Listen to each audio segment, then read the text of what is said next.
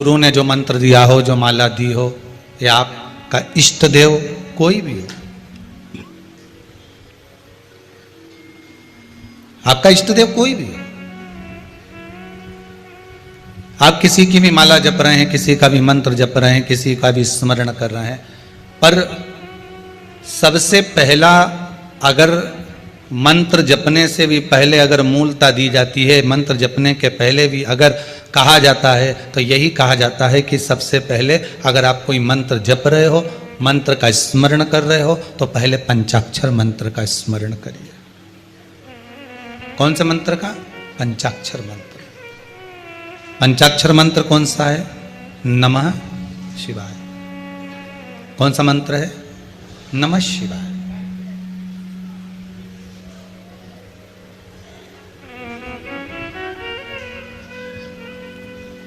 पंचाक्षर मंत्र का अगर स्मरण कर रहे हैं, पंचाक्षर मंत्र को अगर हम जप रहे हैं, तो पंचाक्षर मंत्र का अगर हम स्मरण कर रहे हैं तो नमः शिवाय। आप किसी भी मंत्र को जपें, किसी भी माला को जपें, किसी का भी स्मरण करें, पर पंचाक्षर मंत्र का स्मरण होना जरूरी है। पंचाक्षर मंत्र का होना जरूरी। कारण क्या है? माना आपने ओम नमो भगवते वासुदेवाय 12 अक्षर मंत्र का स्मरण करा, माना आपने गायत्री मंत्र का स्मरण करा, माना आपने त्र्यंबकेश्वर मंत्र का, महामृत्युंजय मंत्र का स्मरण करा। आप जिस भी मंत्र का स्मरण कर रहे हैं, चाहे देवी के मंत्र का स्मरण कर रहे हो, चाहे आप राम नाम कृष्ण नाम के मंत्र का स्मरण कर रहे हो, पर शिव महापुराण की कथा कहती है कि आप किसी भी मंत्र को जपें और किसी भी मंत्र का स्मरण करें, पर उस मंत्र में जपने से पहले, माला बजने से पहले पंचाक्षर मंत्र को अगर हम बोल लेते हैं, नमः शिवाय जप लेते हैं, अगर हमने पंचाक्षर मंत्र का स्मरण कर लिया, तो पूरी माला में अगर कहीं एक त्रुटि भी हो जाती है तो शंकर उसे संभाल लेते हैं, उसका फल हमको प्रदान कर देते हैं। आवाज सेट करिए, आवाज सेट नहीं। पंचाक्षर मंत्र का मूल एकाग्रित हो जाता है।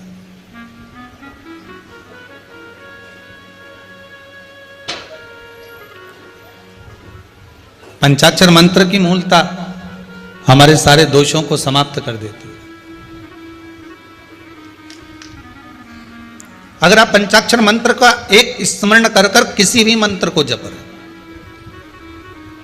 शिव महापुराण की कथा तो यहां तक कहती है महाराज जी कि अगर मान लो आप किसी पूजन को कर रहे हैं और पूजन में आपको लगता है कि गलती हो रही है,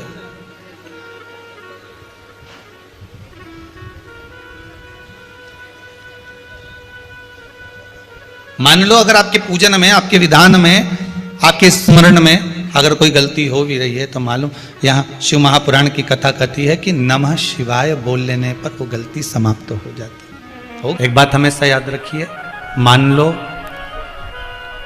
घर में अगर लक्ष्मी नहीं आ रही, किसी कारणवश कोई कार्य ऐसा हो गया हो कि आप बहुत मेहनत कर रहे हो, सफलता नहीं मिल रही हो, लक्ष्मी प्रवेश नहीं कर रही हो, तो महाराज बेल का जो फल होता है, उस फल के अंदर का जो गुर्दा होता है, बेल के फल का अंदर का जो भाग होता है गुर्दा, उसको लेकर घर पर आओ और सुखा लो।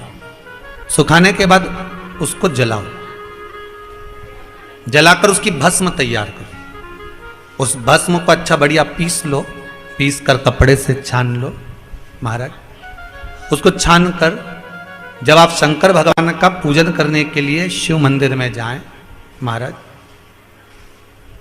किसी भी 5 प्रदोष या 5 सोमवार या सोमवार की अष्टमी पड़ जाए उस दिन, थोड़ी सी भस्म लेकर जब जाएं घर से, उसमें से थोड़ी सी भस्म बेलपत्री के पेड़ के नीचे श्री कुंदकेश्वर महादेव का नाम लेकर चढ़ा दें। क्या नाम लेना है? कुंदकेश्वर।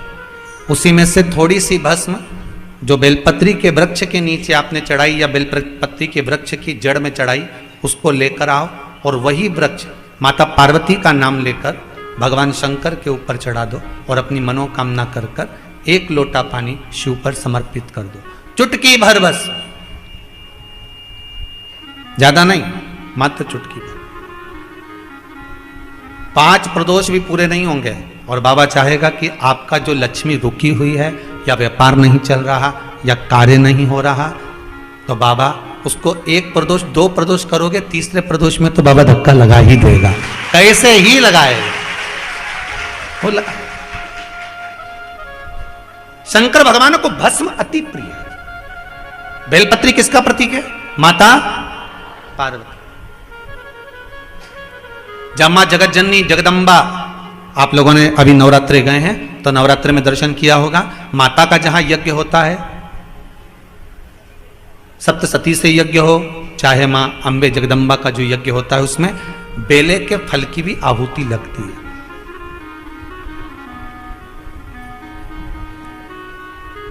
उस भस्म की बड़ी प्रबलता, बेल का जो गुर्दा होता है, उस गुर्दे की जो भस्म तैयार कर जाती है, उसका बड़ा महत्व है, बड़ा महत्व।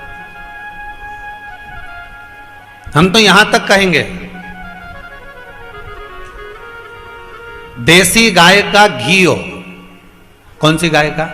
देसी हो, जर्सी नहीं, देसी गाय का घी हो, देसी गाय के दूध से जो घृत का निर्माण हो वो घी हो, और बेले का जो फल का गुर्दा जलाओ, उसकी भस्म अगर आपने बेलपत्री के पेड़ के नीचे ही बनाई हो, मान लो अगर कोई बड़ा बेलपत्री का वृक्ष हो, और पहले देख लेना उसके नीचे बनाते समय कहीं मधुमक्खी तो नहीं लग रही, नहीं तो दादा तुम्हारा क्या बस सरे, तुम तो वहां आग लगा दो ना, मधुमक्खी तुम्हें निपटा दे।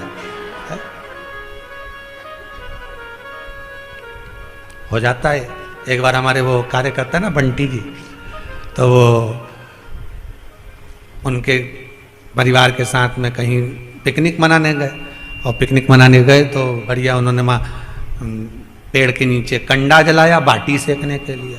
अब ये तो सेक रहे थे बाटी, ऊपर से आ गई मधुमक्खी, इनको बना दिया डबल रोटी,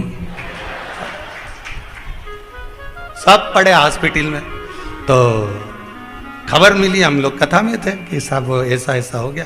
हमने कहा मधुमक्खियों ने आक्रमण कर दिया। हाँ, तो गए कहाँ थे? तो क्या पिकनिक मनाने गए थे? तो भोजन घर से नहीं ले गए? कि नहीं, घर से तो दाल ले गए थे, बाल्टी तो वहीं बनाई। अब बस वो इनने बाटी बनाई, उन्हें डबल रोटी सेक दी। तो इसका भी ध्यान रखना, नहीं मालूम पड़े तुम लोग तो सियोर वाला महाराज ने बोला था कि बस मत, क्या इसलिए घर में कर लो तुम, तो रेन दो दादा तुम हो। और उसका भी एक महत्व है। बेलपत्री के पेड़ के नीचे बेल के फल का गुर्दा की, अगर थोड़ा सा भी सूखा हुआ कहीं बेल का फल का गुर्दा मिल जाए, उसको जलाकर उसकी भस्म तैयार कर, उस भस्म को पीस ले, पीस कर उसको काजल जैसा तैयार करके डब्बी में रख ले महाराज। शिव जी पे चढ़ी हुई भस्म को पहले वो पीस के शंकर जी पे चढ़ाओ, फिर उसको लेकर आकर उसमें गाय का, देसी गाय का, उसमें घी मिलाकर काजल जैसा तैयार कर कर मस्तक पर मात्र या कलेजे पर उसकी एक बिंदी ही रखकर आप अपने कार्य के लिए अगर निकल गए तो ये पक्का है कि वो कार्य होगा ही, सफल होकर ही मानेगा। ज्यादा से ज्यादा 5 दिन उसके पास जाना पड़ेगा, 6 दिन जाना पड़ेगा, पर कार्य सफल होगा ही, उसको करना ही पड़ेगा। क्योंकि वो केवल बेल की कालोच नहीं गई है, वो स्वयं काल का तुम्हारे साथ गई, स्वयं पार्वती मां तुम्हारे साथ गई। भस्म शिव जी को प्रिय, उस भस्म का प्रयोग बड़ा सुंदर। चपटी भभूत में है खजाना कुबेर।